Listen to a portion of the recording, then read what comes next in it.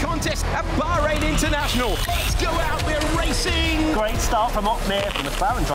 May try some sort of double overtake on Otmir. Here's the moment. Otmir over the road. The McLaren's fighting through here. Lucas Blake leads heading into Tamburello. We got a three-way fight as they now head into Villeneuve chicane.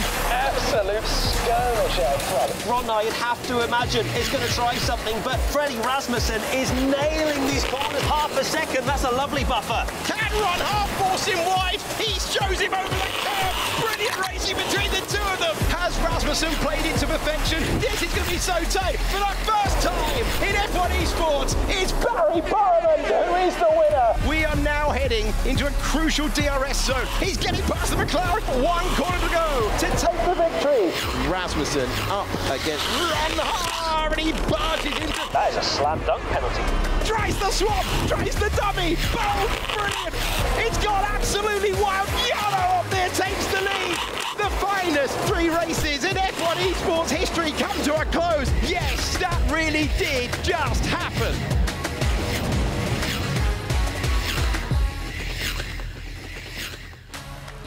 The racing is already underway. Nick Hamilton and the very competitive Hayden Gullis joining me tonight. Already starting on the Christmas presents. Gentlemen, what a way we are going to start event 4. 3 races left, and anyone could be a champion out of 5 drivers, Nick. It doesn't get any better than this. Yeah, for sure. I think it's been an amazing season so far. To have 5 drivers in contention for the title, you know, is unheard of. It's what we want to see in this championship. So we'll see who comes on top. Yeah, and it is going to get very interesting. 2 drivers from the same team fighting for that team championship, as well as the drivers' championship. It's all still to drive for. Yeah, like you say, 5 drivers that are all in it, 2 from the same team. It's going to really come down to the wire, and we've spoke about it so many times. Momentum is so important in this championship. Whoever gets first today is going to go their momentum. Yeah, and who's won on here? Obviously, I win. Okay, well, listen, we can debate that for a long time. Let's bring everybody up to speed, turn our attentions to the Drivers' Championship, and you can see how close it is. Lucas Blakely on 132 points. 11 points behind is Thomas Ronnar with 121. 3 points behind him is Barry Boremund with 118. 3 points behind him is Freddie Rasmussen, and 5 points behind him is Jarno Otmir, just proving how close this Drivers' Championship is.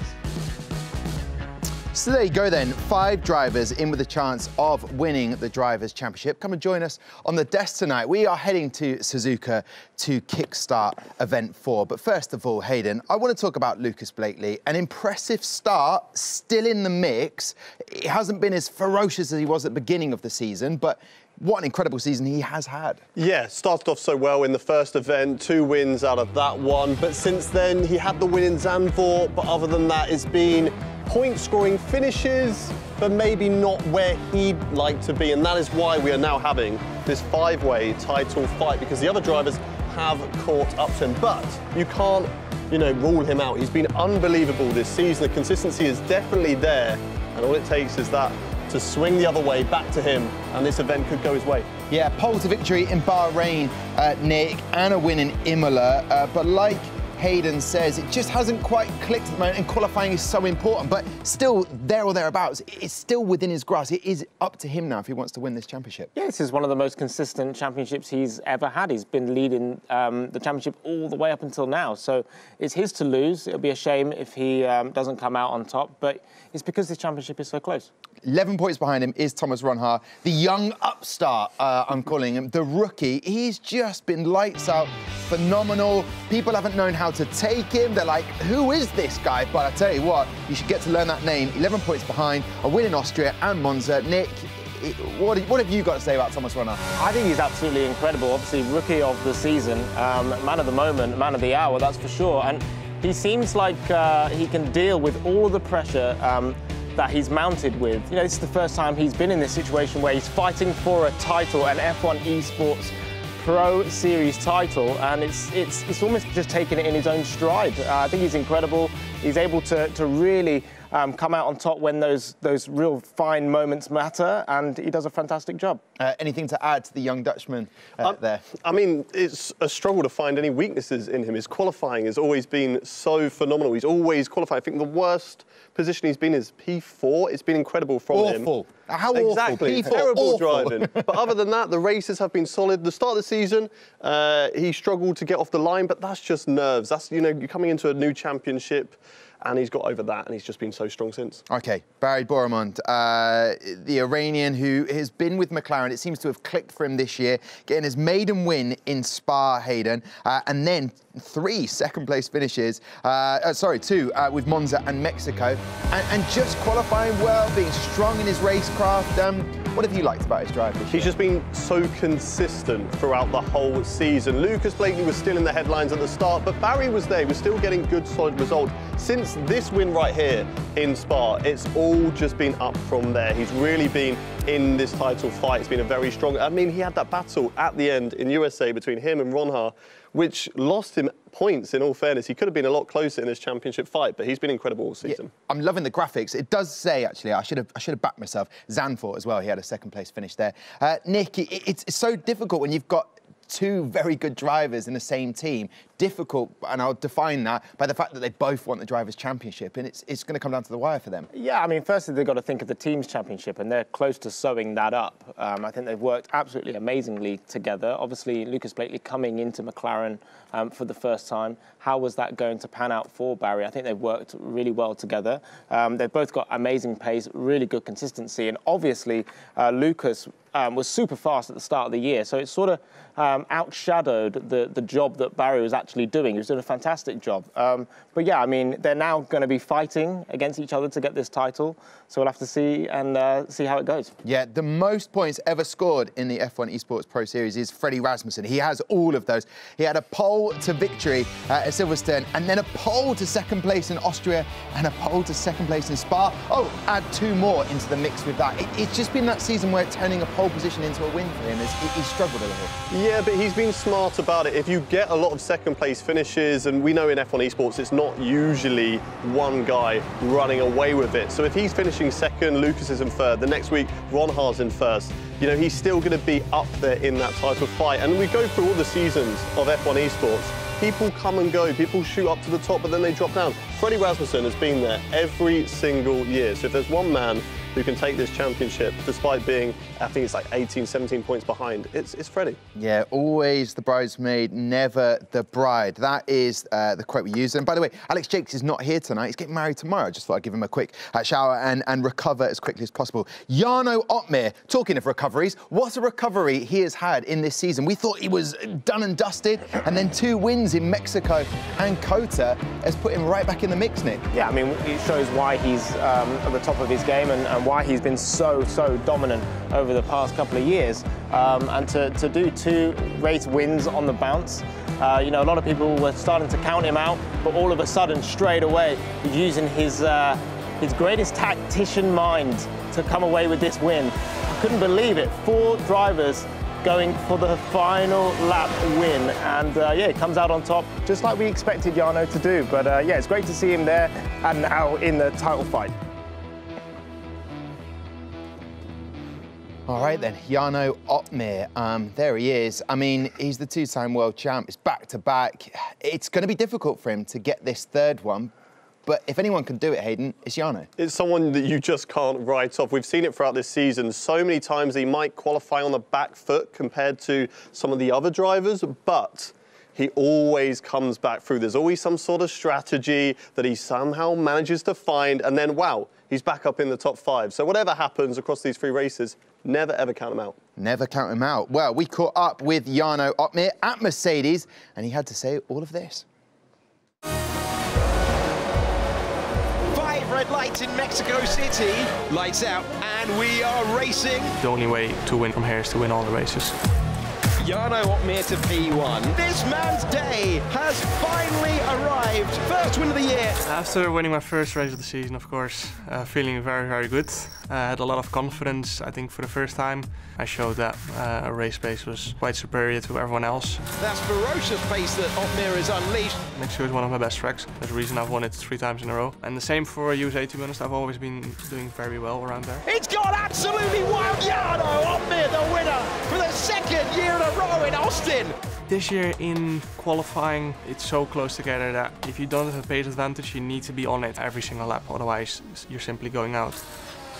Oh! Lost the back end round the final. And all of a sudden, Opmeer out. What's going on? Of course, invites errors into your qualifying laps. Mainly in every race, we gain around 4 or 5 positions all the time. If you're starting P9, P8, P10, P11, then it's always tough to fight for the win. Opmeer only manages 10. Oh, Jarno 11. So Jarno's out. Hands on his head. I'm slowly getting on top of things with setup, with driving style. And that's why I also think, and also still hope, that we have a shot at this title. My name is Michael Sansoni. The best way of describing my role is day-to-day, trackside with the F1 project, looking at performance and simulations. So really looking at how we can use our simulations to improve the car over a race weekend. My spare time is spent as a consultant for the Esports project, trying to bring over some of the ideas and the processes we have in the F1 project into the esports world, and trying to basically close the gap as much as possible so that we kind of operate the esports project exactly like how we operate an F1 weekend. Having a trackside engineer is something that's been coming into esports very recently. I think last year was the first year that was really happening. I'm learning so much as well from them all the time. The big attraction of the esports project really is we kind of see it as a proving ground. We're really trying to get it integrated in the sense that we can develop really highly skilled engineers, getting them used to our processes, and also just seeing some of the tools and making some of the race strategy decisions. It's very cool that you sometimes get to work with F1 guys, especially if you can do something for them back. Then you're kind of a little bit proud that you are also having a little influence on what's happening on track. What's really clear is they're all a group of drivers. I think you can collect them all together and say that they are, hunting for that last millisecond in every area. The questioning that George and Lewis provide in the engineering aspect, but also in the human performance and the operational aspect, is exactly the same as what we observe with Jarno, Jake and Danny as well. We're now becoming a really high performance team in the esports front, and as we've seen in the series, it's become much more competitive as a whole, so we have to continue hunting for those marginal gains, which really the drivers do strive and push for us to achieve. Constructors' Championship is going to be pretty tough from here on. I reckon we still have a shot at the Drivers' Championship. The last races are going to have to be near perfect in order to close that gap down. Well, that was great to hear from Jarno Opmeer, and also to understand about Michael Sansoni. That's how we start every take with him. But it's brilliant to see how they're integrating, getting more engineers from the real-life world of F1 to try and help in the F1 esports world. But is that going to add a lot of pressure? And Jarno did mention it about those engineers watching over your back, Nick. I mean, what would go through the F1 esports driver? No, I think it's a good opportunity for him. I think it's the first time he's had, an engineer looking over him, looking at all of his lines, his technique, the data analysis. So I think it's something that could add to his arsenal of talent that he already has. So I wouldn't see it as pressure. I think he thrived in it. I think he enjoys the fact that they're putting so much more time and effort behind the program. So no pressure involved, I don't think, and it's an opportunity for him to develop even further, ahead of what is already an amazing talent that he has for F1 esports. He did allude to the fact that the team championship is probably out of reach now. McLaren have got quite a hefty lead. When you look at those standings, as we confirm this for you, Red Bull are in second place with 149 points, and then in third is Mercedes with 144. Not far behind them, though, Hayden, is Haas. So really, it's up for grabs in terms of the second, third and fourth place. Yeah, and they're all very important positions because you get that share of the prize pool. So you want to try and beat the other team. For Haas, this is the best it's ever been for them. So they're going to want to try and get as many points as possible. But it is very, very close. OK, one-word answer. Are McLaren going to be overtaken in the team championship, Nick? I would be surprised if they are overtaken. Okay. More than one word. More one word, Sorry. yeah. Hayden, he's very competitive. He lost to Scale Electrics, and now look at him. Hayden, are they going to be overtaken? No. Okay, there you go. Thank you very much. I will now head over this way and join the brilliant duo for tonight. We have George Morgan. We also have the veteran in the game, Mr. Matt Gallagher. He's the rookie. You're the vet. Is that okay? Sure. Okay, fair enough. So the quali show was fantastic. And Matt, a brilliant qualifying show. If people have never seen that, make sure you tune in tomorrow. Suzuka, what did you make of today so far? Yeah, I mean, the grid's a pretty spicy one, something we'll take a look at, I'm sure, very shortly. But of course, you know, this is the business end of the season now. You have to be making Q3. If you really want, especially if you're the top 5 that we've been speaking about so much at the start of the show. Qualifying is really important, especially around Suzuka.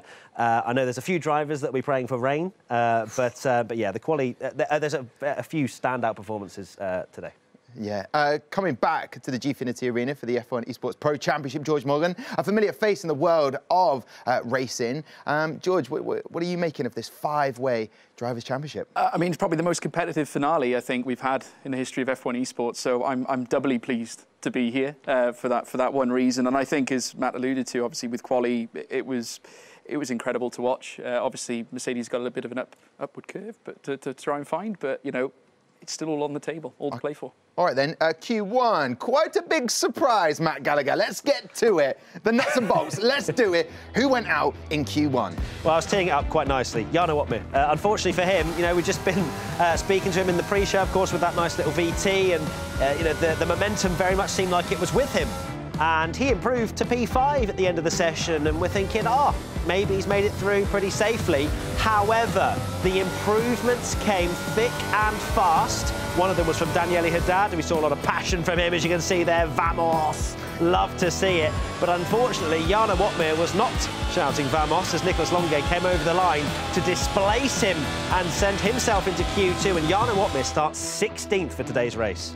Shock. I allowed a little bit of a second pause there so people could absorb it. Huge scout for me. Yeah, it's you again. Why not? Jarno Opmeer 16. Brendan Lee goes out as well. Alvaro Carreton, he had a 2019 pole position in Suzuka. We move to Q2. George, this is where you came into your element, may I just say so. Compliments flying about there. Daniele Haddad did very well, but he went out. So did Marcel Kiefer. Shock and surprise. Yeah, it was a bit of a surprise. I think Red Bull, I think, would have wanted both their drivers in Q3 to obviously help with the team's championship charge. Jake Benham was the sole Mercedes left here in this particular session. Could not quite do enough, though, to stay in. Managed to coop P10 for the brief moment, but wasn't enough for that Q3 spot. And as a result, he was eliminated, along with Daniele Haddad, who was a bit unfortunate in the last sector. And then we went on into Q3. We did go on to Q3. A lot was riding on Jake Benham's shoulders. A little bit, maybe too much, because Jarno went out in Q1. But a familiar name.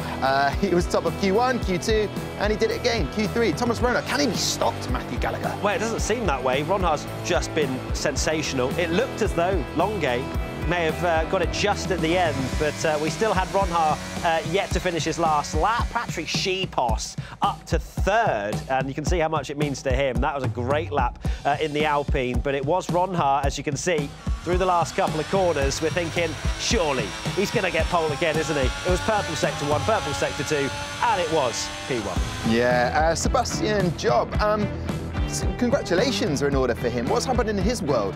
Well, he's now a Red Bull simulator driver, which is quite the role to have at such a prestigious team. So he's got that, and he's also done pretty well today as well. Yes, getting into Q3. However, I teed that up perfectly, and I didn't mean that in any way. I know a comedian by job title profession.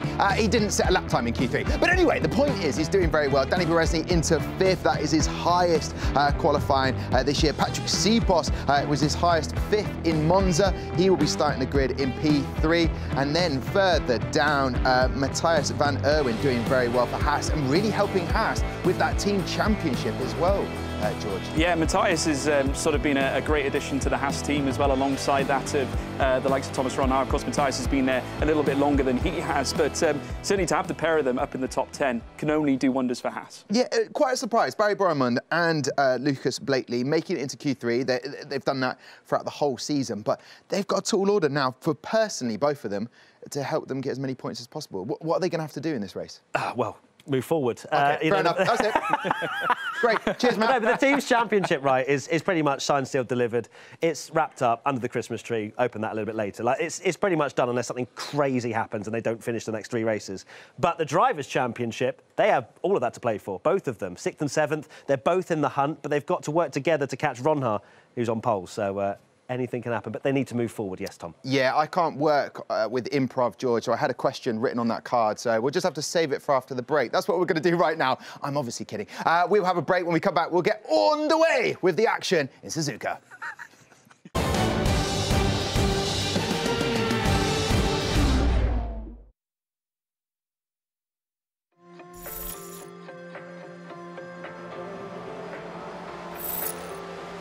We're underway, perfect getaway from Freddie Rasmussen, and it's side-by-side between Ronha trying to go around the outside of Abbey Corner as Sebastian Job loses second place. He's down a position. Lucas Blakely is up, then it's Longuet, Burriman, and it's looking tough once again for Jarno Opmeer. The champion getting shuffled wide there as they come through Aintree Corner for the first time, and it's Rasmussen getting the perfect getaway. Then Ronha, Job, Blakely the championship leader, then Longuet, Smith, and Opmeer in 7th as Shiposh improves up to 8th.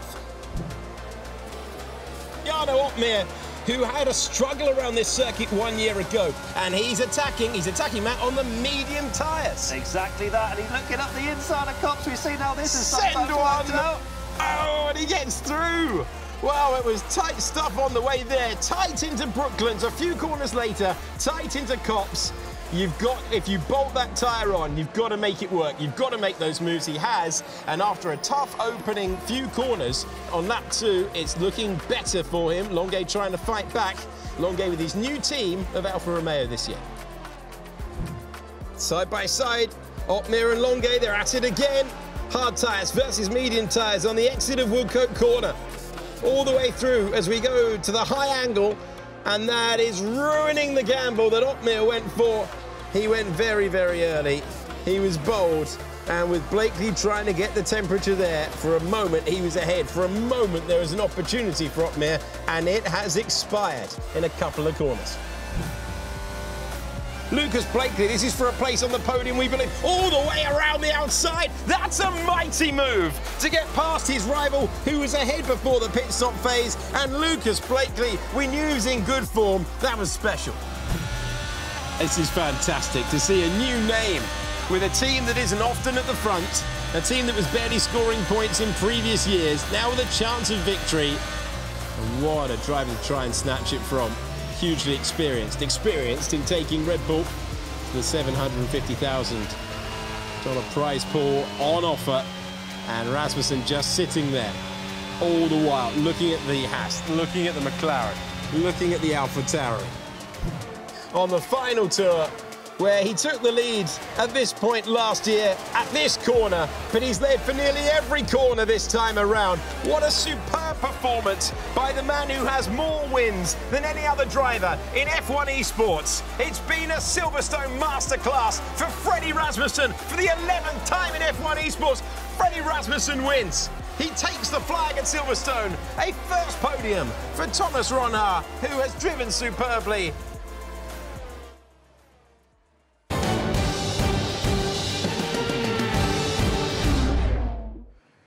As I said before the break, we're about to get underway. Just moments. Hayden and Nick have joined me over in the area. I want to talk through Suzuka as a track. Nick, what do we make of this track and what should we look out for? I mean, it's got a lot of history, hasn't it? There's so many amazing races that have actually happened in real life here. It's got pretty much everything. A lot of high speed, a lot of changing direction sort of stuff. There isn't many opportunities to overtake, but you can overtake into turn 1 and into turn 11, which is the hairpin. And then obviously you've got 130R, which is obviously a very historic corner. So yeah, fantastic circuit. Hopefully we'll have a really good race here. A lot of the competitors are about to race in the Pro Championship who have never competed at Suzuka. So it's nice to see it back again. What should they sort of look out for based on what Nick's just said? Hayden? Well, it's a really fun track to drive, but also very difficult as well. There's a lot of traction zones where the car wants to slip away from you, and a lot of areas where you can maybe push the track limits a little bit too far. So that's what the drivers are going to have to look out for, because this grid is so close together. 1 3-second time penalty could drop you down from a point scoring position to the back of the grid. OK, a dynamic pundit duo here. We've also got a very dynamic commentary duo. But let's get very hyped and excited for our next race. Whoop, whoop! Here in Suzuka on this Super Sunday. Battle didn't get a very good start at all. Oh dear. He forced me off.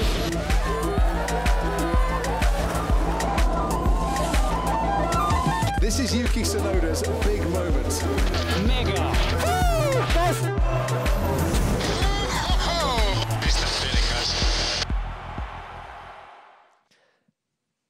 Here we go then, Suzuka, a five-way fight for the title. I mean, what better thing to watch right now than the F1 Esports series? George Morgan, welcome back to the commentary box, my friend.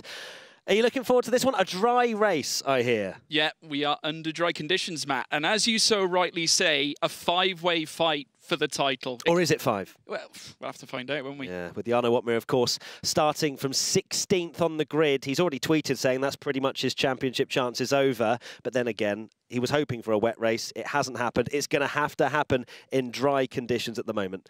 So, yeah. Anything can happen in a 50% race, so we'll have to wait and see. Hopefully, we can see some competitive action. Maybe he can bring it back. We'll have to wait and see. Apparently, Tom's supposed to get out of shot or something. So there you go. So he's now walking away whilst we're chatting. Don't know why he still stood there. But yeah, George, of course, got a dry race ahead of us. So it's going to be pretty much on paper strategies. You can't do a huge amount in a bone dry race, but that's the likes that Ronha would have loved to hear, right? He has that set game plan. All he has to do is just keep it calm, keep it measured. And remember, he's got Blakely in 6th. He needs to just gain some points by the end of today. Yeah, and he's going to be so composed. And I think coming into this one, especially with it being a dry race, he could just focus on what's ahead of him. Obviously, I think the instant reaction is going to be to Nicolas Longuet alongside him at the start. And we know what Longuet's like. He's very, very quick, very good at qualifying. Can he do it in the race? We will find out. There was Ronha, and then we got Longuet as well, of course, on the front row of the grid. You got Patrick Schipos in the Alpine in 3rd as well. Both of those have absolutely nothing to lose. They want to be on the top step of the podium at the end of this race. Here we go. Here we go, Matt Gallagher. And they are, and it's pedal to the metal, and it is go, go, go, go, go. Thomas Ronha gets away well, but Longuet with the upper hand heading down through towards turn 1. The Alfa Romeo hits the front here at the start at Suzuka. Freddie Rasmussen in behind as well, with Danny Beresnay still holding on to 4th. Lucas Blakely and Barry Burman up to 5th and 6th in tandem by the McLarens as Jake Benham fights off, or tries to, against Sebastian Job. Patrick Schipos has dropped from 3rd all the way down to 7th at the start of this race. That is an absolutely devastating blow to his chances of a podium. Worth mentioning, Longuet on the medium tyre gets that better traction off the start line, and he has managed to jump Ronha. And just look how much more pace he has in the Alfa Romeo. Ronha on the hard tyres, and you've got Freddie Rasmussen, who's gained a place. There's Barry Burman, one of our championship contenders. P6 at the moment, slotting in behind his teammate. Both McLarens, crucially, on the hard tyres. So gaining a position is exactly what they would have wanted. Absolutely right indeed. We're still on lap 1 of 27. May I just add, Nicolas Longuet has now broken DRS already. He is trying to clear Thomas Ronha, who sits in 2nd. Freddie Rasmussen still in 3rd, and he is within 4.5 tenths of a second as well. Beresnay still in the mix. We're riding on board with the Hungarian now as they head down towards the next chicane. Will he try an inside move? In comes now Danny Beresnay. Does pull it off as well. He's up into 3rd. Podium place now for the Hungarian. Has to make the most of those medium tyres whilst they are quicker. You can see how much more speed Longuet's teammate has in 1st position, and Beresnay is also flying the flag for Alfa Romeo, which is brilliant to see. Alvaro Carreton has picked up a penalty. He's already into the pits. It is not an ideal start for Carreton either. Next up for Beresnay is Ronha. You can see how much more speed he has. He has to wait another lap until he gets DRS. But we're going to see a replay of what happened with Patrick Schipos, because for me, George, it looked like he got a great start and almost got stuck behind it. He's on the medium tyres. So let's have a look and see. He beats Longuet off the line, tries to squeeze it, gets damage. He gets damage to Schipos and then loses all the momentum into the first couple of corners, and that is pretty much race ruined. It is. When you're around Suzuka, certainly that first sector, that front wing is imperative. And that's what's caused now for Saipos to drop down into that 7th place. Any damage is not ideal for Patrick Saipos. Here comes now our championship leader, Lucas Blakely, currently sat in behind Freddie Rasmussen, in towards Spoon Curve now. We're just seeing him in picture now at his bottom left. Still looks composed, hasn't been rattled at all, still holding on to 5th. They had an almighty start, McLaren, benefiting off the back of Saipos's little incident with Thomas Ronhaar, as they now jettison down through towards 130R, the very quick left-hander that they will take at full throttle, full 8th gear here for Lucas Blakely, dipping now into the next chicane, and late on the brakes as well, very, very close to that rear wing of Freddie Rasmussen. So Lucas Blakely settling into this race on the hard tyres. Longuet pushing like crazy out in front on those mediums. 1.7 seconds the gap already. How crucial those first couple of laps were for Longuet's chances of winning this race. It is very much a sprint for him, and then he'll have to be looking in his mirrors in the second half of this race when he moves on to the hard tyres. But Thomas Ronhaar is an absolute specialist of just making the absolute most of those hard tyre stints at the beginning. And right now he's keeping Beresnay behind, which is crucial for his chances to have some clean air, just settle into a rhythm, just minimise the time lost to Longuet, because he knows this isn't the crucial part of the race. It's making the most of every single lap. As we now take a look at his teammate, Matthias van Erven, who had a great qualifying, made it through to Q3, is on the back of Patrick Saipos, who, as you can see, on the medium tyre, on the quicker tyre, and he's lost DRS to Bourmand ahead.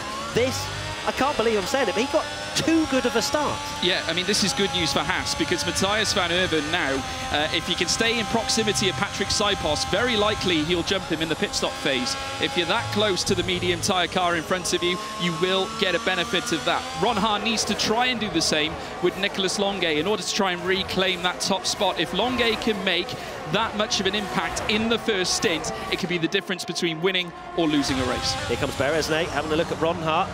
Ronhaar 2 seconds behind Longuet now. Beresnay knows this is a really important phase of the race for him. Directly behind, they're all on hard tyres. Saipos is doing him a favour a little bit on the mediums as well, but then you've got more hard tyre runners. This is going to be a very easy move for Beresnay. DRS wide open, and it is an Alfa Romeo 1-2 at the moment. Yeah, and I'm sure they're enjoying this. Remember last season, or the season before, should I say, it was Alfa Romeo who went on to take the championship with Jarno Opmeer. They have now got 2 cars up in the top 2 here at Suzuka. Brilliant place to be for them, but still Ronhaar probing all over the rear wing of Danny Beresnay, and there will become a point where those hard tyres come into effect better than the medium tyres that Danny Beresnay is donning right now. We're only on lap 4 of 27. Give it a few laps, Ronhaar will have the pace. So Beresnay's got through. We've got a replay as well for a little bit earlier on, and an overtake from Danny Beresnay as we head into the hairpin. We wait to see if that replay will come up on screen. There we go, beautiful stuff. So this is having a look here. We've got the live pictures on the right, we've got the replay on the left. And this is Beresnay, easy as you like. Take a look at the battery, 46% ERS, which isn't like a gargantuan amount, but it's enough to continue to push on those medium tyres. But it's 3.1 seconds, the gap now between the 2 teammates. Could Beresnay play a bit of a team game here, where he goes, look, I will happily sit in second, lose a bit more time, give Longuet even more of a buffer? Yeah, well, it's a win-win, isn't it? I mean, even if he holds on to P2, creates that space for Longuet, there's still a chance he can come away with a podium as well. So Alfa Romeo may well make use of that, albeit, though, now Thomas Ronhaar will have DRS on a stricken Danny Beresnay. The Hungarian will have no choice but to watch the Haas now go alongside him very close to the barrier, but Ronhaar back up into second, takes revenge on Danny Beresnay through turn 1 here on lap 5 of 27. Gosh, overtakes aplenty, Matt Gallagher. I felt like Beresnay it looked like he tried to hold up Ronhaar a little bit into that last chicane, because he lost 2-3 tenths to Longuet in only a couple of corners, but that allowed Ronhaar to sit too close to the Alfa Romeo, and he just simply slipstreamed and DRS'd his way back past. Let's hear from Thomas Ronhaar. I've never let him pass. I don't know what you said. No, I'm with you on that. I was hoping you'd be able to get that, not me, because I was... I'll get clarification on that one. I should never have let him past says Ron Ha. So he knows that Berezne tactic was to potentially back them away from Longuet, who has a 3.2 second lead at the moment. And then we have the entire DRS train down to 16th, where Brendan Lee's really not had a good start to the race either. Worth mentioning Jarno Opmeer, he's made no progress in these first 5 laps, 1 position, 15th for Jarno Opmeer. And he is at the back of a very long pack. I wouldn't be surprised. Jarno Opmeer does seem to, when he's out of position, go really long to then have that fresh set of tyres to just attack at the end. Will we see the same? Or will Jarno try a massive undercut, which has worked in the past? We've seen a few teams, I think Freddie Rasmussen pitted really early at Imola, if my memory serves me correct, and that worked beautifully because he worked well with Kiefer.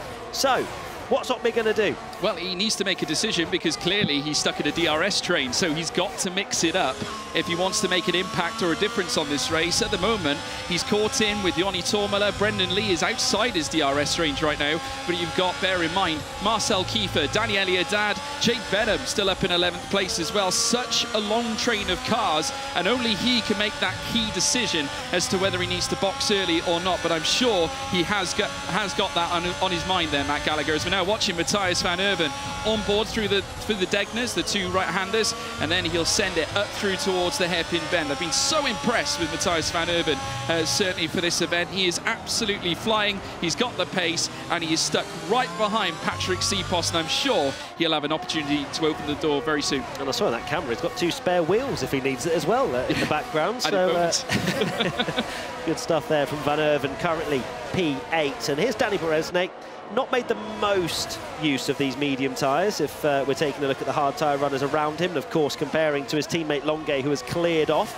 And also worth mentioning Sipos, the other medium tyre runner towards the front of the field. He's managing to hang on, using the extra grip of those medium tyres despite the front wing damage to stay in DRS, which is crucial for his race, but he's just going to have this pain for the next 20 laps. If he decides to change his front wing, that's an extra few seconds, which is going to drop him all the way to the back of the train. So track position is everything, and that's why when we talk about Jarno Opmeer's strategy, I would prefer for him, if I was his race engineer, which I'm absolutely not, and they don't have to listen to me, is to go for the undercut, get the track position, because then at least you can fight. Absolutely right, and you're exactly right. You've got to mix it up. I mean, he is attacking Joni Tormala right now. He's been flittering around the 2 to 3 tenths of a second mark, so he knows that he needs to get moving. We'll have to wait and see whether he can unlock the door on the AlphaTauri. Danny Berezne, though, having a great race and still remains in the top 3 places. There we see Patrick Sipos as well. Matthias van Erven, incidentally, has overtaken Sipos now. He's up into 7th. And now with Simon Weigang right on his tail as well. Big opportunity for the Aston Martin as they head up now towards the very tight hairpin. And you've got to be very careful on the throttle at this point as well. It's very easy to oversteer, but these professionals in their sims, no doubt, are very well versed to this circuit. As now they head round now, the 230R, before then venturing into Spoon Curve. And there's the Alpine now. You can just see their equilateral gaps pretty much between 7th and 9th place, with Sipos in between as they now head down the next straight. Opportunity here for Simon Weigang. If he can utilise the slipstream, he might choose even a move heading down into the chicane bend. And you can see the flashing on the rear of Sipos's car. Is his energy running out? In comes Simon Weigang. No, not quite. Decides against it, but still very threatening on that Alpine rear. Yeah, really not surprised to see Sipos running out of energy there, because he's trying desperately to stay within DRS, but he's lost it this time, and Weigang is going to cruise past in the Aston Martin into turn 1. Sipos, unfortunately, now a bit of a sitting duck as he has lost that DRS. Can he sit now behind Weigang to just wait for a pit stop? Will he change his front wing? Lots of decisions to make for the Alpine team. But of course, being on the mediums, he could pit a bit earlier to minimise the pain, but it's such a shame. 3rd on the grid, down to 9th, and it may well get worse for him very shortly, as Donoso is all over the back of him as well. Surely not round the outside there. Oh, Sipos has been past. He must have run out of complete energy there. Donoso clean round the outside. That was a beautiful move, and you very rarely see them there as well. But the Chilean, Fabrizio Donoso, making the key moves where it counts, rounding the next left-hander at the hairpin, making that crucial move on Patrick Sipos as well. Needed to get through so that he could close on Simon Weigang. Don't want to lose DRS on that man in P8, as now they make their way through through the next left at Spoon. They're now going to be heading down the long straight again towards 130R. Danny Haddad is now dealing with Jake Benham, who's also dealing with Saipos. So we've got a little bit of a cluster happening in that bottom 10. There you can see now Jake Benham, who knows he must get past here, and he's looking every which way on Patrick Saipos. Round 130R, Benham knows he needs it, heads down into the chicane. It has to be now Jake Benham, but no, chooses again. Oh dearie me, Saipos with a mistake, and he has to cut the chicane into the pit lane, and Benham has now lost DRS effectively on Donoso. But thankfully got DRS on the Alpine that then head into the pits, but he's not going to get DRS again unless he closes in by about 0.2 of a second to Donoso in front. But that is clearly Saipos' tyres running out a little bit of life, and then you combine that with a slightly damaged front wing, and the decision is come into the pits and let's try and sort this out. But it is such a shame for Patrick Saipos after such an amazing qualifying. Here's Marcel Kiefer, was knocked out in Q2, has made up a couple of positions so far this race, but currently 12th, still not scoring any points in the Red Bull. It's very unfamiliar territory for Marcel Kiefer this year, and he is really going to have to push on now to try and score some points. There's a big fight for second in the team's championship. Red Bull very much in the mix there, and it's going to come down, as we were speaking about in the quali show, it's going to come down to the second driver here. It's going to come down to Jake Benham, it's going to come down to Marcel Kiefer or for Matthias van Erven to try and secure what is quite a lot of money when you compare to second, third and fourth. Yeah, and right now Haas are looking like the prime candidates in terms of the team's championship themselves. I mean, obviously Van Erven now in the top 7, and he has made such amazing progress during this race. Marcel Kiefer himself getting maybe a little bit untidy coming through the 130R, now heading down into the next chicane, the Casio Triangle chicane, then before excavating their way out of this particular part of the circuit. Once again, DRS will open up for him. Here's Danny Beresne, fastest lap secured by Jake Benham on hard tyres. It's a 130.968 as they head through turn 1. Danny Beresne still holding third, just over 3.5 tenths now, but still getting closer and closer to Thomas Ronhaar. Do you have to wonder whether those hard tyres are working to the best of their ability, because Danny Beresne still remaining within that half a second gap. Yeah, I was wondering when the crossover was going to happen, because I thought Longuet at this point may start to be reeled in slightly by the hard tyre runners of Ronhaar and, of course, Rasmussen, Blakely and Buremand. But it's not happening. 3.6 seconds. Longuet's eking that advantage out even more so at the moment. Beresne, as we just saw on board, has saved pretty much an entire battery's worth in his car, so he's not pushing, he's not trying to get through, he's just getting ready for the second phase of the race. Here is Jarno Opmeer, also, you can see 94% battery in that Mercedes. He's 14th at the moment. It's going to have to be something special if he wants to even score points, let alone be anywhere near the top 5, 6 or 7. This is damage limitation to the extreme here for Jarno Opmeer. You can see the concentration in his face. He is absolutely dialed in, but unfortunately for him, there are 19 other drivers that are also very dialed in. Yeah, absolutely, especially on the final event, with only 3 races left, including this one. Everyone is tuned in to what's happening in F1 Esports. Here comes Donoso, and now within 0.3 on Simon Weigang as they now make their way out of the final chicane before then venturing down the long straight again. In comes the Scuderia Ferrari of Donoso, who moves up into 8th place and now holds onto that position ahead of Simon Weigang. He's now got to let fly at Matthias van Erven, but this is encouraging for Ferrari. They have potential to take points at a key round here at Suzuka.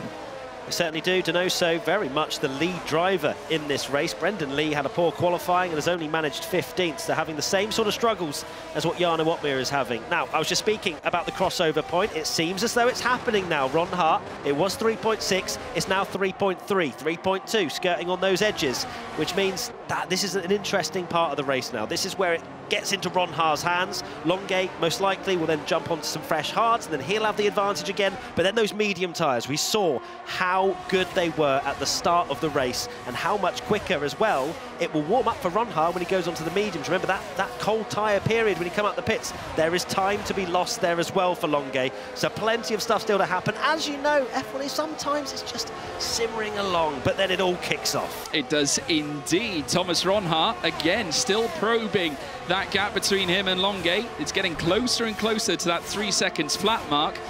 And Danny Berezne, though, still holding on to that deficit, utilising that DRS to stay in contention. Longuet's in, so that's the first of the, should I say, in-battle pit stops that we've seen. Obviously, Caraton has already come in, but coming in now for the strategy is Nicolas Longuet, and we'll see him put the hard tyres on the car, and now the switchover is pretty much now. Crucial point now for Longuet. How quick is he going to be coming out of the pits? He wanted to be first to budge so he doesn't get any kind of traffic. We've got Bianca Lila there, who is going to be a few seconds down the road once Longuet is up to speed, and this first lap is just absolutely crucial. How much do you dare to slide the car to get the tyre temperature in, to get up to speed, to then start eking the advantage that now Ronha has? Longuet, 16th position, but he has a 3.7 second gap to Manuel Bianca Lila, which is enough, hopefully, for him, fresh air that he can push into and then potentially clear Bianca Lila quite quickly. Yeah, and he needs the clean air, and obviously to try and maintain the time gap between him and Ronha. Obviously, Ronha will be coming in. We'll have to wait and see whether his pit stop goes as smoothly as certainly what Longuet's was. Marcel Kiefer came in as well. Saipos has already come in too, so obviously he had that issue with his front wing. I'm sure he's had that corrected now. We'll have to see whether he can recover some of the damage that was done at the very start of the race. In comes Freddie Rasmussen, we're currently seeing on our screen. He's now chasing down Danny Berezne.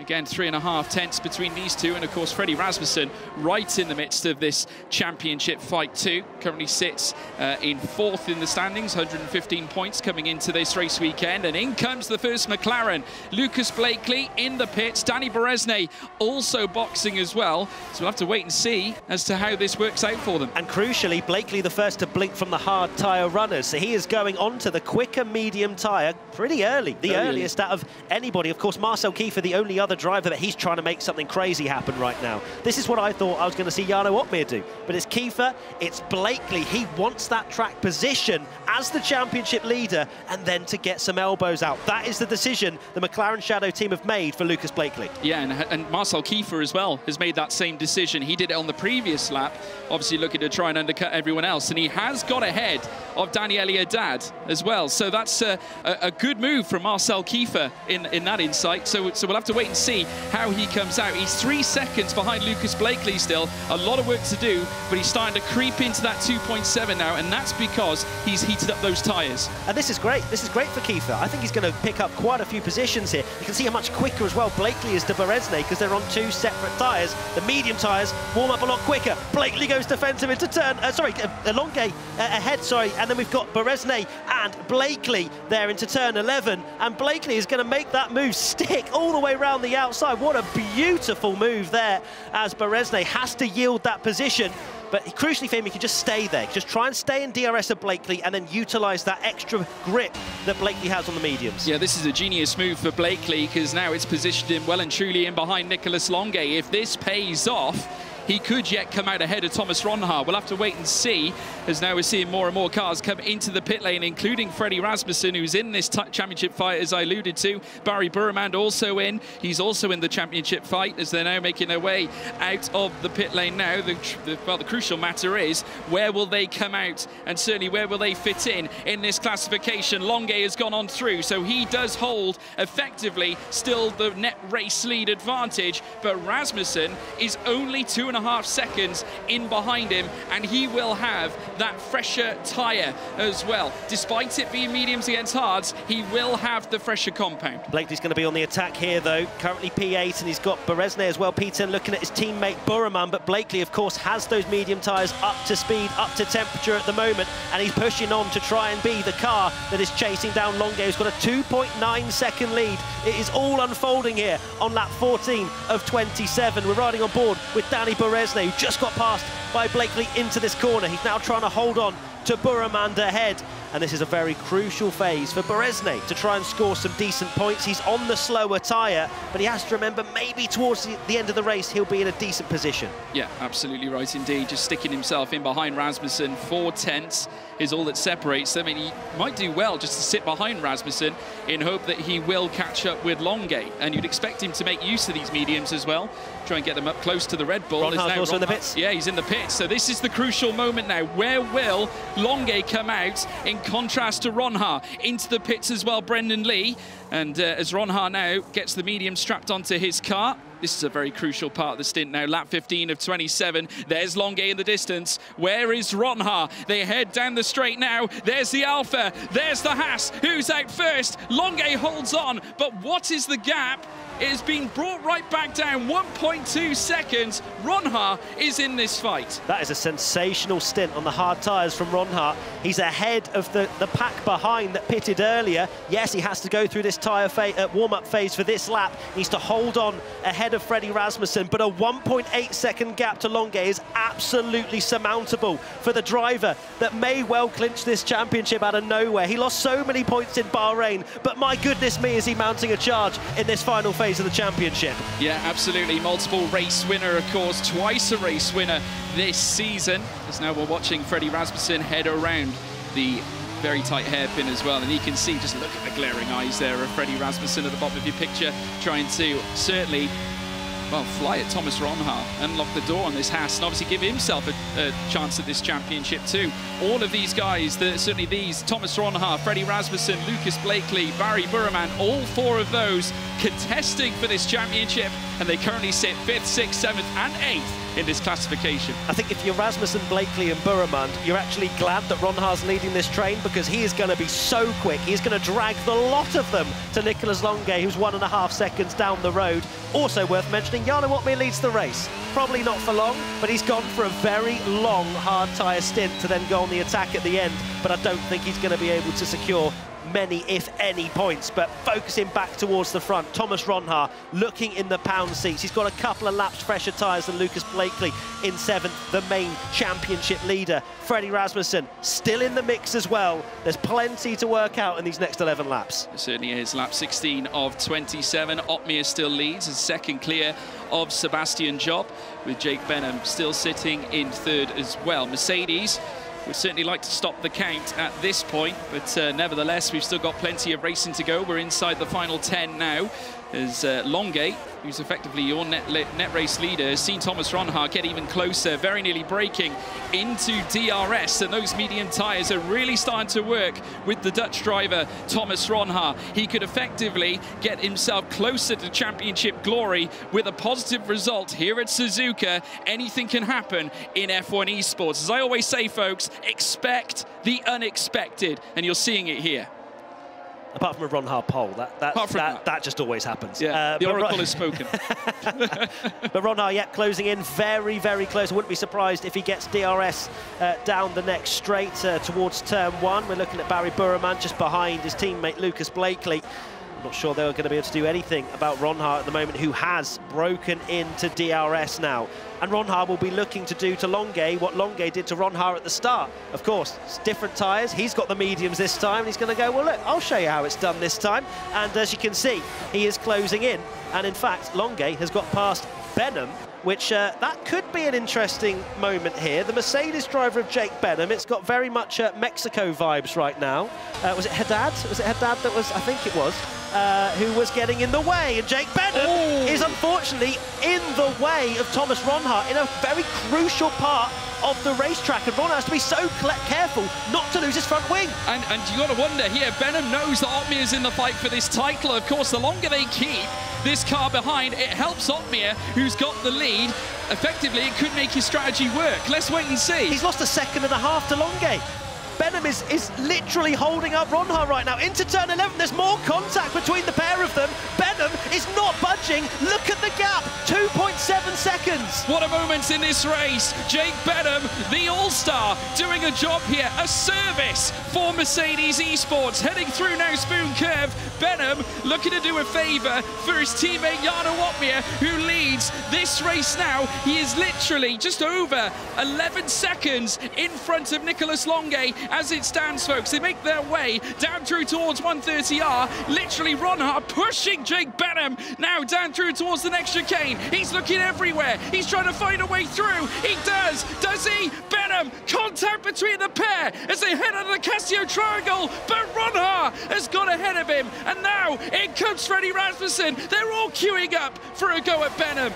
Do not adjust your sets. This is not an Alfa Romeo car. This is a Mercedes car trying to do a job for Jarno Opmeer, who's currently in the lead. We've got 3 cars now that have now managed to get through. Benham down to 7th, but look at the gap. Longuet's got 3.2 seconds on Ronhaar now.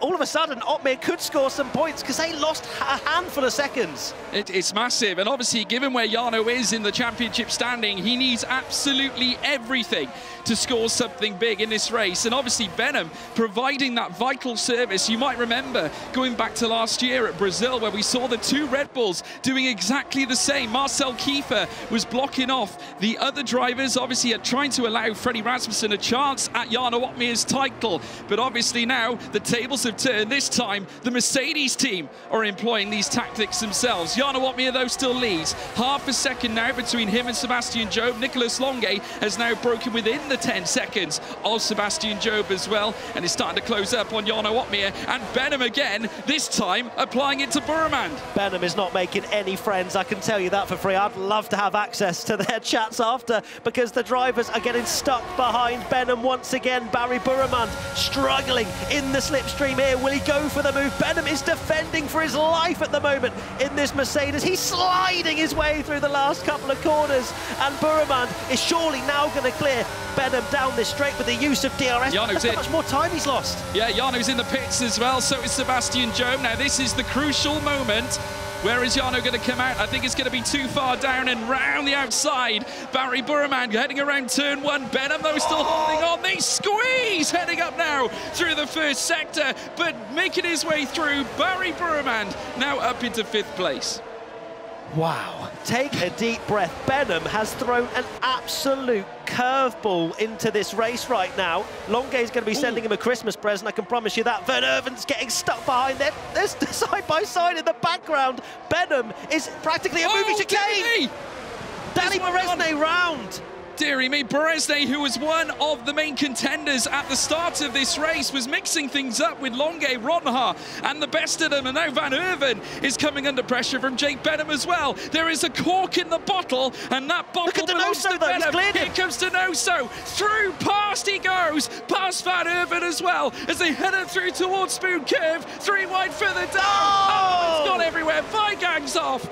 I think that got off as well. Sebastian Job has spun off at Spoon 2. Incredible moment here at Suzuka. Benham is still in 6th position at the moment. And look at Opmeer, he's 13th and not a lot of seconds to gain on all the drivers ahead. This is absolute chaos at the moment. I cannot believe what Benham has managed to do here on 18-lap-old hard tyres. He is a moving chicane. Well, I mean, incredible moment here. I mean, I'm speechless. He's in the pits now. Everyone take a deep breath. Okay, wow. Well, I mean, they never say it's boring, do they? As we're now seeing them now make their way out. Now, Jarno is now 12th. On this grid order, currently sat a 2nd in behind Danny Beresnay and trying to work his way forward. Incredible moment. I'm still trying to process what just happened. There was so much contact. I do not, I mean, I have serious sympathy for the stewards that are going to have a look at every single moment that happened there. Would you want to be a steward, Matt Gallagher? If I wanted to go to bed before midnight, no. Yeah, that is crazy stuff. I'm sure at home you will have your own opinion on how that all went down. And yeah, Benham into the pits now. Very much played the team game for Jarno Opmeer, who was at the back of this pack now. 6th position is Van Erven. You can see him there. And that's a decent amount of points if Opmeer can make his way through. Only 7 laps to go, but he's on brand new, fresh medium tyres. The rest of them might be carrying damage as well because so much kicked off there. Yeah, who knows? I mean, you got to wonder what that did to Thomas Ronhaar's tyre wear, trying to get past Jake Benham. I mean, obviously now it's still only a 2.2 gap, and he's whittling it down, but albeit, I mean, remember, these mediums don't last necessarily the whole distance at optimum pace. So, you know, Nicolas Longuet might have been done a service here by Benham. We'll have to wait and see. I wouldn't be surprised if Longuet and Benham had Christmas dinner together because Longuet right now looking very strong, but it is not over yet. Ronhaar is still catching Nicolas Longuet. It's down to 1.9 seconds now as we take a look at Donoso in P8. Marcel Kiefer ahead, made that undercut work really well at the moment, but he's going to have struggling, ailing medium tyres come the end of the race. But the battle for the lead is not over by any stretch. Ronhaar trying desperately to catch him. And if he can catch Longuet, despite losing 3-4 seconds, it will be an incredible drive. And he's broken within 2. He is now 1.8. Jarno Opmeer is also flying as well. He's chopping at that wood between him and Simon Weigang. He's up into 11th place and starting now to room up on the rear wing of that Aston Martin as they now make their way out. Jarno knows he needs to make use of every single one of these 6 laps that we have left. Yellow flags in sector 3 as they all round it in tandem. There's Jarno Opmeer now. You can see Brendan Lee also having a look on his teammate Fabrizio Donoso as they now make their way around the 230R now. There is Jarno Opmeer. Soon will very shortly venture through Spoon Curve. Needs a big bold exit heading out of this portion of the track before venturing down towards 130R. If he can get in the slipstream, he'll very much have an opportunity of overtaking Simon Weigang for what could be a crucial point in this race as they now come round in towards the next left. They are together in tandem. More cars further up as well. As I alluded to the Ferrari battle earlier on, they head into the Casio Triangle chicane and just look at him, so close to the back of Simon Weigang as they now head out now, burst down this next straight, but the gap has sprung open, and I don't think, because Weigang's got DRS, Jarno Opmeer is going to be able to make the crucial move. Got a lot of battery though as Opmeer, and that is a dangerous thing, as we can see further down. Weigang trying to get past Donoso. I think Lee and Donoso swapped positions on that previous lap. And Jarno Opmeer, he's got a lot of battery to play with, he's got a lot of tyre life to play with, and I would not be surprised if he manages to get through and up to P6 by the end of this race. Look at the tyre life. Marcel Kiefer on 10-lap-old medium tyres. Jarno Opmeer on 3-lap-old mediums. Oh my goodness me, Jake Benham threw an absolute curveball into this race. Brendan Lee, I mean, he was in the bottom 5. He was? Start this race. He is now 8th place. He is in a really great points position and only has 7-lap-old mediums. A fantastic drive from Brendan Lee. I'm sure it helped with all the chaos that went on, and I'd probably have to watch that back to see how much actually happened.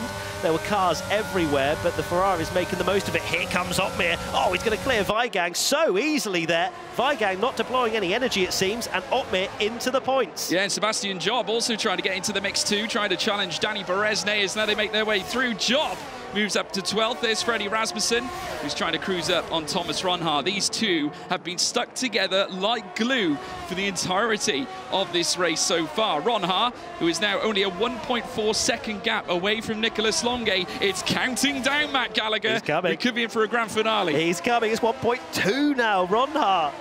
The extra pace and grip he has at the moment on those medium tyres is paying off, and if he can get within DRS, he has a chance to win this race. Brendan Lee, as we've just been saying, what a fantastic drive from being knocked out in Q1 to currently scoring points, but he will have a very fast Mercedes behind him, I am sure, in the next couple of laps, but our attention should absolutely be at the front. Longuet has tried everything so far. He's had a wild Benham give him a couple of seconds buffer, but it is coming down. Ronhaar, who was sensational in qualifying, he's clearly got the race pace as well, and as I mentioned, he's dragging Rasmussen and Blakely with him as well. This is not over. It could deliver us a final lap clinic, Matt Gallagher. I think right now we have got all those that are in the fight for the title, bar of course Jarno Opmeer at this point, but Opmeer now up into 10th place and he's in the points paying positions. He's going to try and close up on Donoso and seeing if he can get past those Ferraris. There you can see them now. Brendan Lee, who overtook his teammate earlier on. Opmeer having a look down the outside as they venture through Spoon Curve. No way through just yet, but I'm sure that'll be something he'll fix it's very shortly. By the way, it's 7/10. It is 7/10. Ronhaar closing up on the leader. Jarno Opmeer also closing up on the Ferraris. They head around 130R. Casio Triangle chicane comes up next. Opmeer shortly late on the brakes. Not this time though. Not this time. And gets so close to the back of that Ferrari. They're literally in touching distance right now. They really are. Opmeer really struggling to get through just purely with the fact that they're all in a DRS train. This has been the big obstacle for the drivers this season. But Opmeer still very much the quicker driver at the back of that pack at the moment. But let's have a look at Ronhaar, very much the quicker driver between himself and Nicholas Longuet. We've still got another 3 laps to go, and Ronhaar looks like he's got pace for days in that Haas right now. What's Longuet going to do? He hasn't got anything to lose in that Alfa Romeo. Ronhaar absolutely does. And you best believe Freddie Rasmussen in P3 is going to go, you boys fight, don't you worry, I'll just sit here and pick up the pieces. Yeah, well, if he has a chance, it might be the case they battle. I mean, we saw some, you know, a little bit of a messy situation earlier on where, of course, drivers benefited off cars going off track. And let's not forget as well, Longay and Ronhart, they have history. They do, they do. You're absolutely spot on, Matt Gallagher, as they now head out of Spoon Curve, and there is Thomas Ronhart. Down the bottom left, of course, he has been so clinical here at Suzuka so far, of course, taking top spot in all 3 qualifying sessions. Those ridiculous lap times as well that he's brought to the table, and now once again, he's staring on the face of a potential win. Does not want to lose it. Obviously, Longay still holding on to that advantage, knows very well what's coming up behind him, and I'm sure he'll put every process in place to try and avoid a Ronhart contest as now head in towards turn 1. Now Rasmussen still very much in the mix. You can see him just behind. 7/10 is all that separates them. The 2 McLarens also there as well, but Burman, incidentally, 4 seconds behind Blakely. You know, I mean, that again, very, very close indeed from losing it. But, I mean, that's what Suzuka can do to you here, Matt. Absolutely. Ronhart clearly pushing so unbelievably hard, but he has to be careful. Those sliding moments can really raise your tyre temperatures. And have a look at Otmir. Oh, no, he's round! Dearie me. Otmir round after making contact with Donoso. That is Otmir's chances of a championship well and truly out. Goodness me. I mean...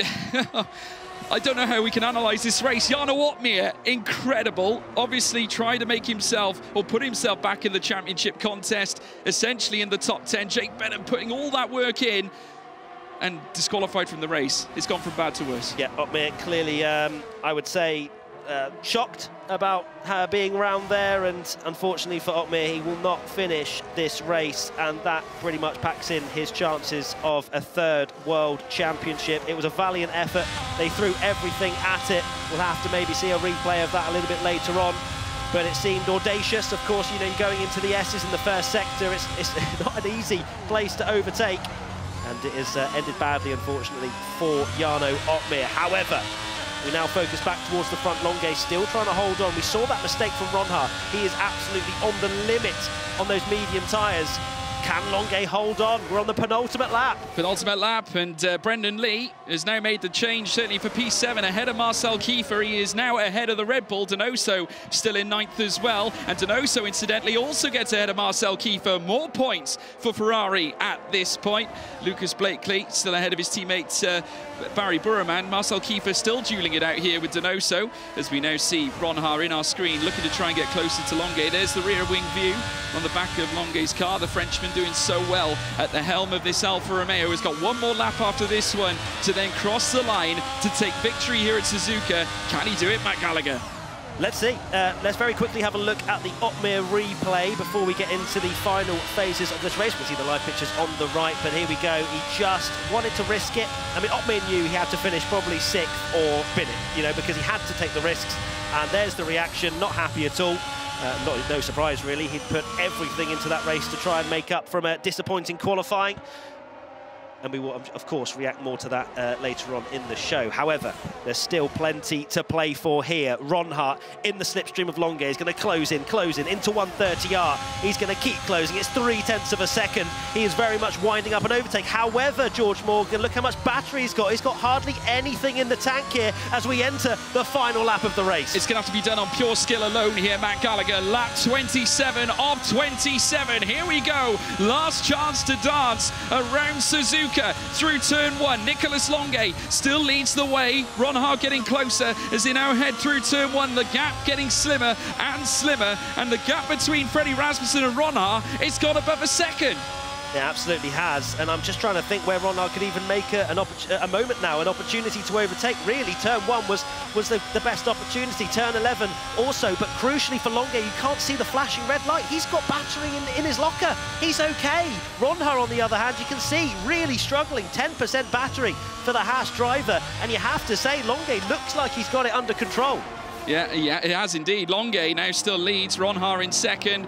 The gap, though, starting to broaden as we're now waiting for them now to make their way around the latter points of this circuit. We're still here, as I said, last lap at this point, and at this very moment in time, it's still Longay in front. Half a second is still the gap as we now watch them make their way around the Spoon Curve for the final time. And Nicolas Longuet, who was driven impeccably. I said before we came into the race, the start was vital, and Nicolas Longuet has taken it, ran it right through towards turn 1. Thomas Ronhaar unable to stop him here at Japan as he heads through the Casio Triangle chicane. It will be his first win in 2022. Nicolas Longuet wins the F1 Esports Japanese Grand Prix. Ronhaar in second, Freddie Rasmussen in third. There's some moves happening at the end as well. I think Brendan Lee's just managed to get through on Van Erven at the end there in the Ferrari. But Nicolas Longuet, have a look. What a moment for him. Throw in a bit of Benham and he's managed to secure the victory. But still very happy. He did what he needed to do at the start on the medium tyres and just about managed to hold on to, against Ronhaar. Rasmussen a good third. Blakely fourth. Damage limitation in the Drivers' Championship. Tom Deacon, why don't you make what do you make of that? Because there's a lot of chaos to unpack there. So much chaos to unpack. I'm going to make something of that, I think was what you were going to say there, Matt. So much to get into. He had a pole in Monza, but now he has got his maiden win of this season. Nicolas Longuet, fantastic drive from him, gentlemen. But so much to unpack. Where do you want to start, Hayden? Where should we start with that? I mean, let's talk about... Otmir, out of the title now? Incredible stuff. I think let's talk about Nicolas Longuet. Race winner, I think a great result for him. Big help, though, from a certain Mercedes driver, Jake Benham. There's definitely going to be a lot of Christmas presents going his way. Yeah, definitely. That'll be something he'll look forward to. What did you make of it? It was lap, I think it was 17, defending from Thomas Ronhaar. Then lap 18, he's holding back Barry Borman. It was a brilliant plan, just didn't come together. Yeah, I mean, it was really interesting to see. He was actually ahead of Jarno, and you could see that he dropped off, and he was dropping off by like 3, 4, 5 seconds a lap. And me and Hayden here were like, hang on, what's going on? Is there an issue with Jake here? Has he got damage? But if he doesn't pit, he's clearly holding up or planning to hold up the rest of the pack. And he did, and you know that's so difficult to do. It's really difficult to place your car in the right positions, and it showed how everyone else was being very clean as well. They were getting very frustrated, but they weren't tapping Jake, they weren't taking him out. He's not going to get many presents at all, only from Nicolas Longuet. But he was playing the team game, and that's what he was there to do, and it's all about teamwork. And so Jake did what the team asked him to do. OK, all right, so Hayden's saying Jake Benham's going to get some presents from certain drivers. All from Longuet. And Nick Hamilton is saying no presents whatsoever for Jake Benham. Well, there is so much. What a fantastic way to start Event 4. We have had one race. There's 2 more to go, but we still need to talk about the one we've just watched at Suzuka, the Japanese Grand Prix. When we have a break, when we come back, we'll chat more.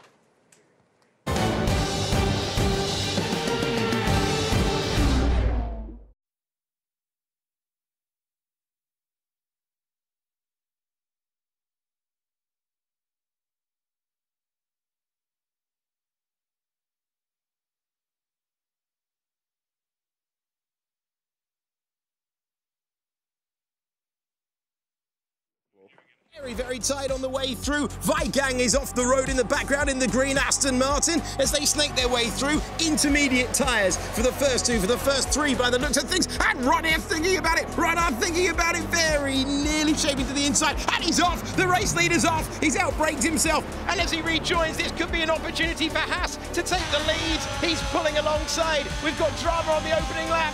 And Thomas Ronhaar has the inside line. Thomas Ronhaar trying to win his first esports race today in the F1 Pro Championship, has the lead. This is where Freddie Rasmussen lost it. 1 lap ago, this is where he's trying to retake it. Defensive move thrown. Fantastic action as they all fight on the intermediate tyres. Now the pressure goes on the young Dutch driver to pick his braking spot, and still they go wheel to wheel again. Fine margins between the rear tyres and the front wing as the Red Bull driver tries to retake the lead, and he's forcing another defensive shape. He's risking it over the curbs on the white line, the treacherous part of the racetrack, but he can't find a way back through, and it's single file through here. He'd need a mistake to retake the lead.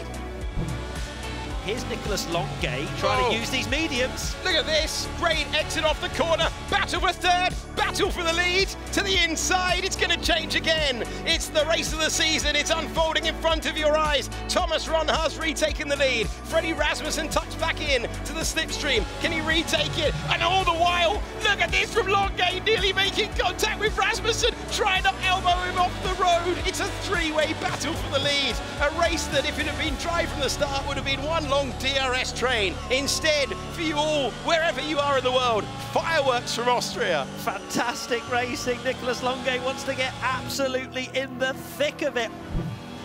And this is the battle for the lead, the best F1 Esports race of the year. And this is the moment for Freddie Rasmussen to try and go all the way around the outside. Can Ronhaar force him wide? He shows him over the curb. Brilliant racing between the two of them. The man wants his maiden victory. He forced him wide. Ronhaar shuffled him out. Freddie Rasmussen had all the battery, but he didn't have the momentum. He had the DRS, but he couldn't make the pass. And Thomas Ronhaar, who fought his way through on the opening lap of the race, is a few corners away from victory. The man at the flag first. For the first time, Thomas Ronhaar across the line to become a winner in F1 Esports. A drive of sheer class. You just watched a Haas win. And the reason why, Thomas Ronhaar.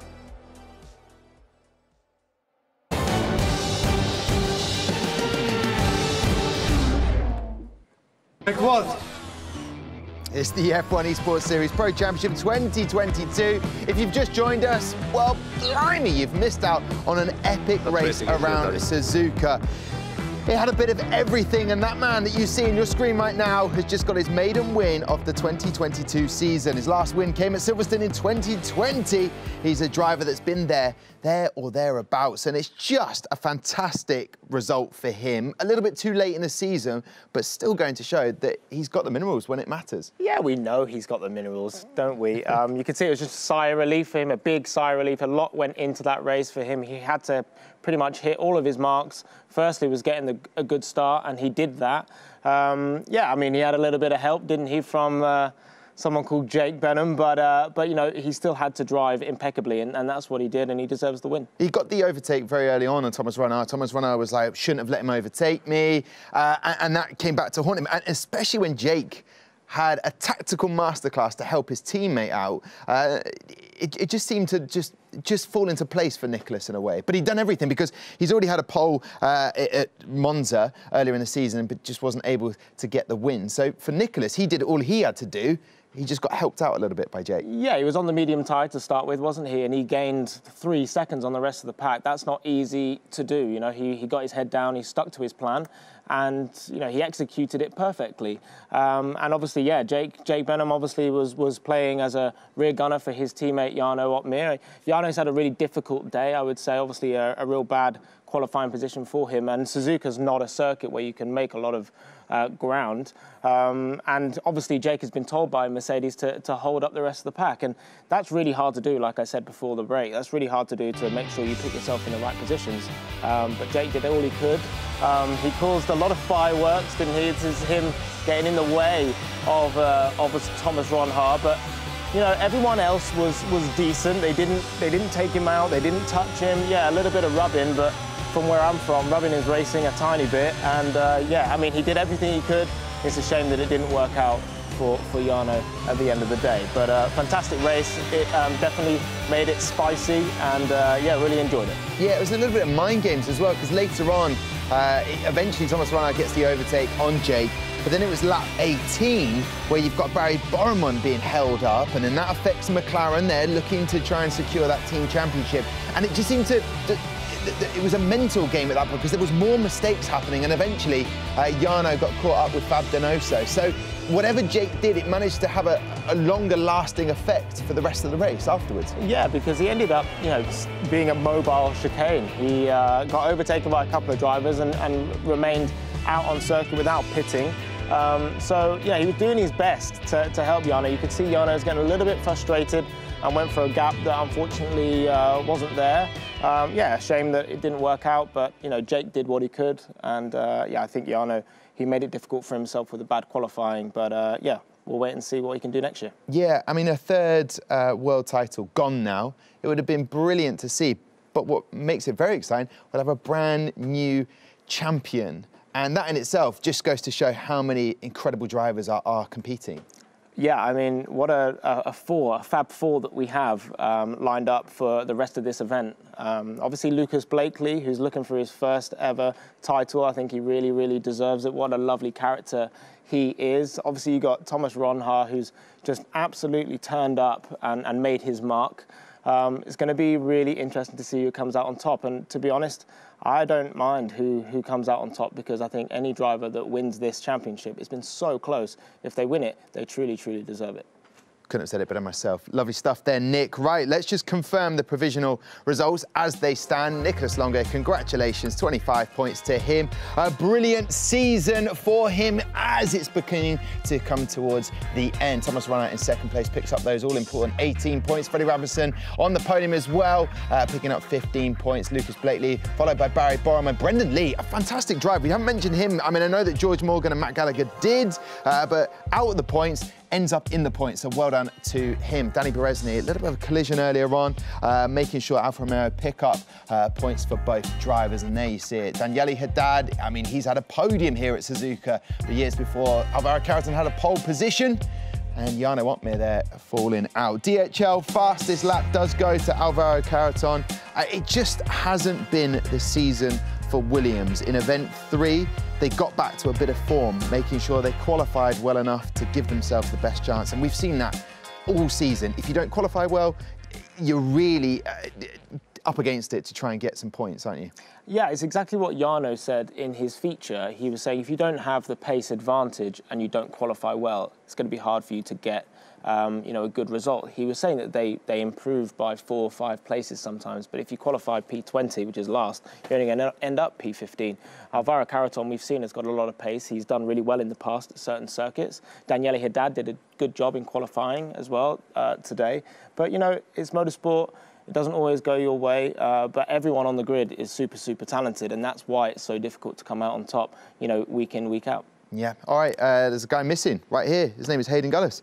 He's over in another section of the magnificent Gfinity arena, and apparently you're going to tell us who the Aramco driver of the day is, Hayden. I wonder who it could possibly be. Thank you very much, Tom Deacon. Yes, the Aramco driver of the day. A lot of drivers up for this award, but it's got to go to the man who is pretty much a perfect day. Nicholas Longe, the race winner in the Alfa Romeo. Incredible stuff. Definitely helped out big time by Jake. But everything other than that was perfect. Got off the start, used those medium tyres to full advantage and got ahead. Then built upon that gap, got it up to about 3 seconds over Thomas Ronhaar. It started to come down just a little bit after this earlier pit stop, of course, starting on the medium tyres. Had to go earlier than the rest of the drivers that were right on his tail. But thanks to that hold-up from Jake Benham, he was able to gain that time back over Thomas Ronhaar. But when Thomas Ronhaar finally caught back up, he had used up all of his ERS and unfortunately wasn't able to get back in it. So there we go, Nicholas Longe, almost a perfect day. Nearly a perfect if he got that pole position, I'd say. Wow, Nicholas Longe, your driver of the day, and boy, oh boy, does he deserve it. Moving to Alfa Romeo, and finally returning a lot of points for them. Danny Berezny picking up a point as well, finishing in 10th. Those are the provisional results. George Morgan said it earlier on, expect the unexpected. I wonder if Nicholas Longe was expecting to be your race winner today. Well, let's find out. Nicholas Longe, congratulations on joining us right now, the winner at Suzuka. Tell us, how are you feeling right now? Good evening to everyone. I am feeling, I don't know. I'm feeling very happy, obviously. That race was an absolute chaos. The only reason why I went for the mediums is because of exactly this situation that I thought was going to happen. All I wanted was track position. That's all I cared about, especially with this really tight championship fight that there is at the front. I didn't want to get caught up in all that. So I said, okay, I'm just going to go mediums, do my race. And obviously, yeah, Jakey holding them up helped me massively at the end. But I knew that the hards towards the end of the race were much better than the old mediums, and I managed my ERS a bit more than Thomas, obviously, because he tried to catch me.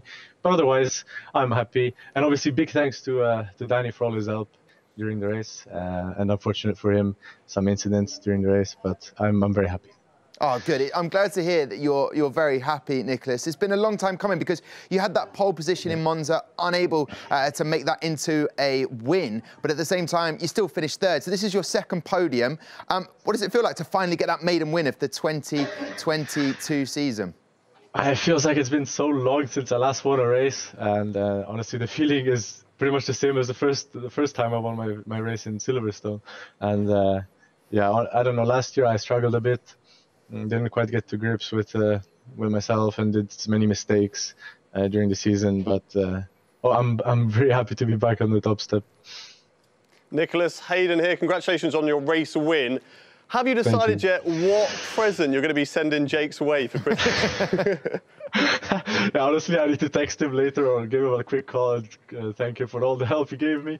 But honestly, Thomas's pace was really strong in the second stint, so I don't know if I would have been able to keep him behind.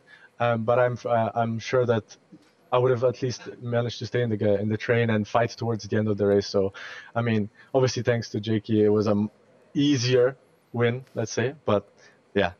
Not so easy at the end of the day.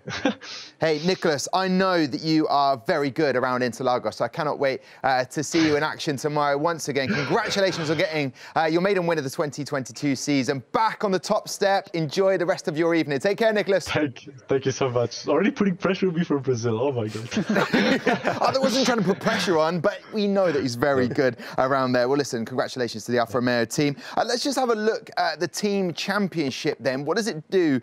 Because when you look at the results for Barry Boromund and Lucas Blakely, it adds a few points. That is the old Drivers' Championship points. 144 has been added on total now from the 132 that Lucas Blakely had, so those are up to date. But the Team Championship, that's what I was looking for. There it is, and I can confirm now, because of the race results for Barry and Lucas, McLaren Shadow have been confirmed as your team championship, and they have just been phenomenal throughout the season, Hayden, haven't they? Yeah, the only team that you could really say have had two drivers consistently at the front. And of course, it's worked out for both of them because they are both fighting for the Drivers' Championship as well. It's unfortunate for the other teams that they've been usually solely relying on one driver, that they haven't had the opportunity to fight with McLaren, but hats off to those guys. It's been an incredible season for them. Yeah, incredible season for them. I believe that we can have a little chat to Lucas Blakely, who's going to accept the Team Championship award on behalf of the whole team. We've got 2 races left of the season, but you know what? Lucas is there ready to accept this so he can get some well-needed rest, ready to come back for Interlagos. Lucas Blakely and the team, well done on this Team Championship. What does it mean to you guys? Yeah, thanks, guys. I mean, it's been such a whirlwind couple of months doing these, doing these races, doing these events, and to come out at the end of it and be, champions is unbelievable. As the amount of effort that every single member of this team's put in has been, nothing short of incredible. And I genuinely mean that. It's been such hard work from so many individuals to make this possible. And I mean, to think all the effort and all the the journey that's brought us to this point, and to think that we're constructors champions is absolutely yes. I don't think any of us believe it at the moment. It's a bit surreal. So yeah, we're buzzing now. Yeah, you should be buzzing. I mean, obviously, $750,000 is a prize pool, so finishing first means you get the largest share. There is a guy driver just behind you. Barry Borman. There's still a Drivers' Championship going on between you two drivers. But you've also got Wilson Hughes there. Because you've been performing so well, hasn't had a race. And there's teams, the guys behind, like Harvey. You say it's such a team effort. Just to put it into words, how much of a team effort has it been? I mean, that's probably one of the biggest elements of F1 Esports that maybe isn't seen all the time is, the team impact. And, absolutely everybody from, the drivers to the development drivers to the engineers to, all the people involved. I mean, I could make a huge list for you right now. And I've got so many people to thank for this, but yeah, it's such a collaborative effort, without, what each one person's individual inputs, it wouldn't be possible to perform the way we do and the way we've done all year, and it's such a satisfying feeling for it all to be it pays off in the end. We're still a bit in race mode at the moment because we're obviously very fresh off of what was a very intense race. But yeah, just a massive thanks to everyone involved. I'm trying to think which way is it. Yeah, to Wilson and to Barry. I don't know which way it's pointing. Yeah, to all the engineers in the background, all the people. Just love you guys all. And yeah, McLaren Shadow champions, baby. Let's go. What a great way to end. Listen, McLaren Shadow to Lucas Blade, Barry Burman, Wilson Hughes, and the rest of the team. Congratulations. Enjoy the evening. But they don't get much rest, do they? Because back tomorrow for Brazil. Because of the answers from Lucas, which we love, we're giving time for you to pop over here, Nick. All right, let's round things up. They're the champions. They definitely deserve it, don't they? They do indeed. Yeah, they worked so amazingly as a team, and to take home the win is great for them. So yeah, really proud of them. Super happy for Lucas and Barry Burman. What a great bunch of people to take home the win. Yeah. Okay. All right, Hayden. We'll be back for Brazil tomorrow. Nick, sadly, that's it for 2022. Bye. I'll see you next year. You have been incredible. I'm going to say that. Thank you you, deserve buddy. an award. Let's look at what's coming up for the next 2 days. So tomorrow, make sure you're here for the 3:30 quali show with the one and only Mr. Matt Gallagher. Then we are back at the regular time of 7:30 for all of the action of Interlagos. From myself, from the whole team, from George Morgan, from Hayden Ghost, Nick Hamilton, thank you so much. We'll see you back here tomorrow.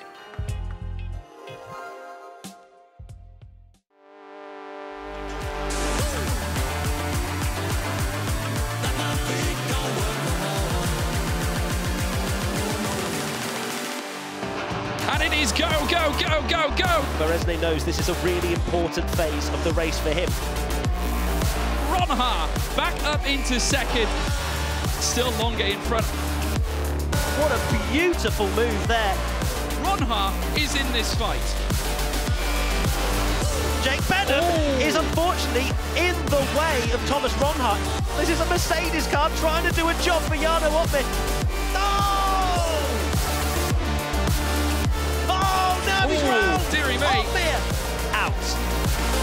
Nicholas Longe wins the F1 Esports Japanese Grand Prix.